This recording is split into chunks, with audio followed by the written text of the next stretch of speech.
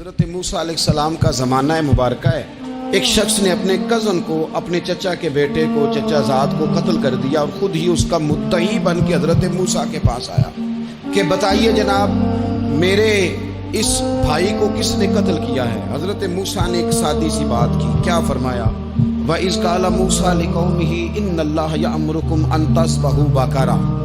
حضرت موسیٰ علیہ السلام نے اپنی قوم سے کہا کہ اللہ تمہیں حکم دیتا ہے کہ ایک گائے ذبح کرو.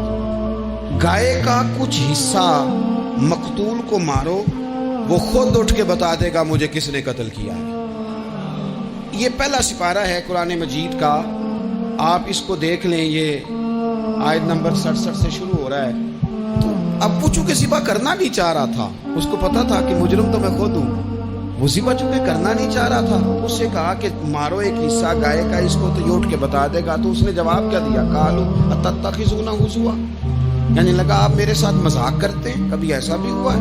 قال اعوذ باللہ ان اکون من الجاہلین. حضرت موسیٰ علیہ السلام فرمانے لگے میں اللہ کی پناہ مانگتا ہوں میں جاہلوں میں سے ہو جاؤں. ہر وقت مذاق کرتے رہنا یہ تو جاہلوں کا طریقہ ہے. کن کا ہے؟ حضرت موسیٰ نے کہا ہے، قرآن پاک ہے. ہر وقت مذاق کرتے رہنا، خوش طبعی اور چیز ہے، مسکراتے رہنا، لیکن کسی کا مذاق ہر وقت اڑاتے رہنا کن کا طریقہ ہے؟ جاہلوں کا. جب کہا نہیں ذبح کرنی ہے تو اب ذرا دیکھیے کرنا نہیں نہ چاہ رہے. قالوا ادع لنا ربک یبین لنا ما ہی.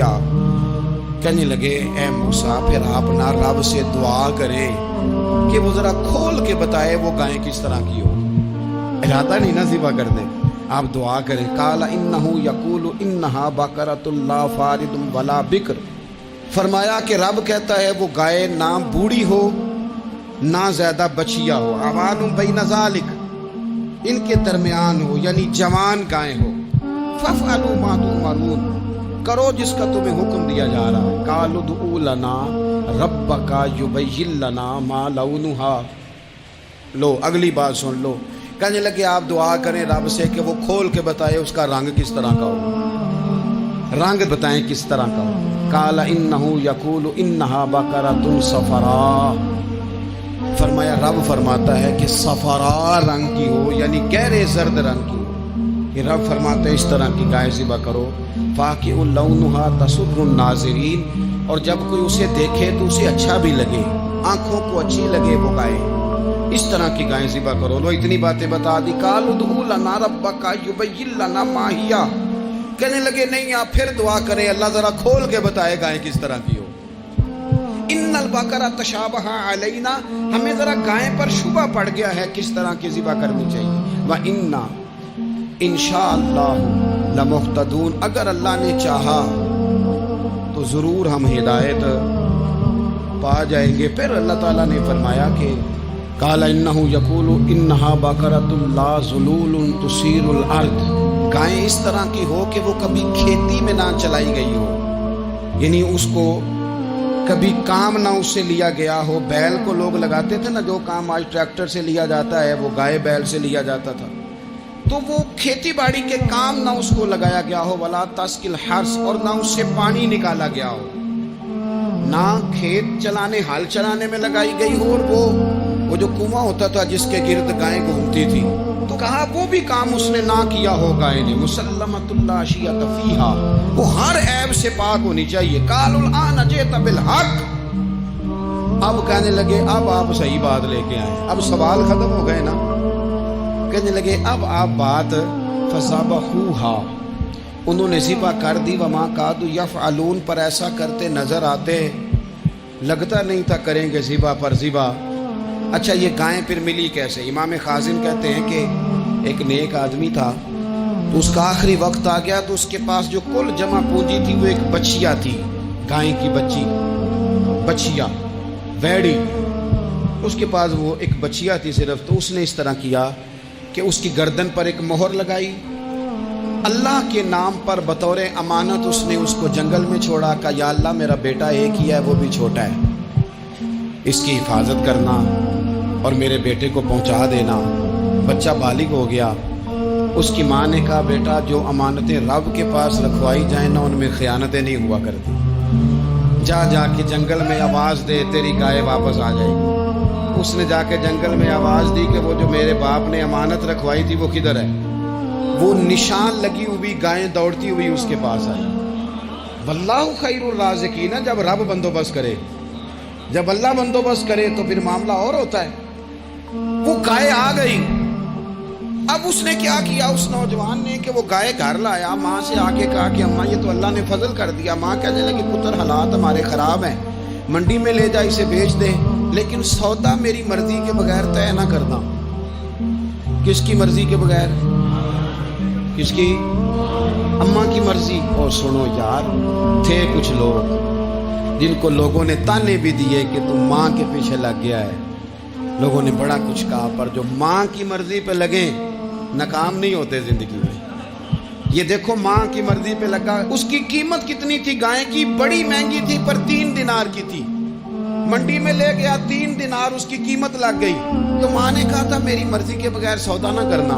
اب بچے تو نہیں نا مانتے، اماں کو کیا پتا باہر بزنس کیا ہے، لین دین کیا ہے، پر ماں نے کہا تھا میری مرضی۔ بندہ دے رہا ہے اسے 3 دینار، اس نے کہا جی میں نے طے تب کرنا ہے، ڈن تب کرنا ہے، پہلے اماں سے پوچھنا ہے۔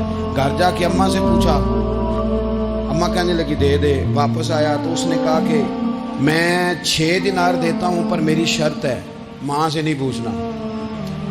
اس نے کہا تو 12 بھی دے، ڈن تب بھی ہونا ہے جب اماں نے کہنا ہے۔ وہ جب اس طرح کی اس نے گفتگو کی، واپس اپنی والدہ کے پاس گئے، کہنے لگے اماں سمجھ نہیں آتی، 3 دینار کی گائے بندہ 12 میں خریدنے کو تیار ہے، شرط لگاتا ہے کہ اماں سے نہیں پوچھنا۔ تو والدہ کہنے لگی پتر پہلے اس سے جا کے پوچھ کیا وہ ہے کون؟ یہ کوئی روحانی معاملہ ہے، کوئی غیبی مدد ہے، پوچھ۔ اس سے جا کے پوچھا تو وہ کہنے لگا میں تو فرشتہ ہوں اللہ کا، تو نے گائیں بیچنی نہیں، اس لیے کہ تیرا باپ بھی نیک ہے، تیری ماں بھی نیک ہے، رب تیرے رزق میں برکت پیدا فرمانا چاہتا ہے۔ ماں باپ نیک ہونا رزق میں برکت ہو جاتی ہے۔ ماں باپ نیک ہو، ان کی صالحیت کا اثر پہنچتا ہے بچوں تک۔ رزق حلال کما کے لانے والے ہوں تو گھر میں برکت ہوتی ہے۔ جا کے کہا کہ تیرے ماں باپ نیک تھے، اسے نہ بیچنا گائے کو، تو کیا کریں؟ کہنے لگے بنی اسرائیل والے سوال کر کر کے خود مشکل میں آ گئے۔ اب وہ ایسی گائے جو جوان بھی ہو، یہاں تو ہر غریب آدمی اپنی گائیں یہاں لگا دیتا ہے، کھیتی باڑی میں یہاں لگا دیتا ہے، کنویں میں پانی نکالنے میں، تو یہاں تو ہر ایک کی گائیں، تو ایسی گائیں جس کا رنگ بھی اتنا پیارا ہو، زیادہ بوڑھی زیادہ بچی بھی نہ ہو، اور ابھی تک کھیت میں بھی نہ لگی ہو، وہ سوائے تیرے کہیں نہیں ہے۔ اس نے کہا چل پھر مہربانی کر بتا میں کتنے کو دوں گائیں، اگر وہ آ جائیں تو کتنے کو بیچنی ہے؟ اسے کہنا کوئی نہیں، ریٹ تو زیادہ کرنا ہی نہیں، ان سے کہنا گائے کے اندر سے گوشت نکال دیں اور جتنا گوشت ہے اتنے پیسے بھر دیں، اس کی کھلڑی بھر دیں۔ اب بنی اسرائیل والے ڈھونڈتے پہنچ گئے، کہا جناب گائیں 3 دینار کی یا 6 لے لو۔ اس نے کہا نہ بھائی، ذبح کروں گا، گوشت نکالوں گا، جتنا وزن گوشت کا اتنے پیسے بھرو گے کھال میں تو پھر گائے تمہیں ملے گی۔ اب مجبور تھے، کیا کرتے؟ ابن کثیر حدیث لائے ہیں، امام سیوطی نے در منصور میں بھی لکھی ہے، نبی پاک صلی اللہ علیہ وسلم نے فرمایا سنو جوانوں اور اسے دل کی تختی پہ لکھو، نبی پاک علیہ السلام نے فرمایا اگر بنی اسرائیل والے زیادہ سوال نہ کرتے تو اتنی مشکل کا شکار نہ ہوتے۔ انہوں نے سوال اتنے کیے کہ چارہ نہیں ہے اب ان کے لیے، چارہ نہیں ہے اب ان کے لیے کہ یہ ادھر ادھر جا سکے، مجبوری بن گئی، یہی گائے خریدنی ہے، یہی لے جانی ہے۔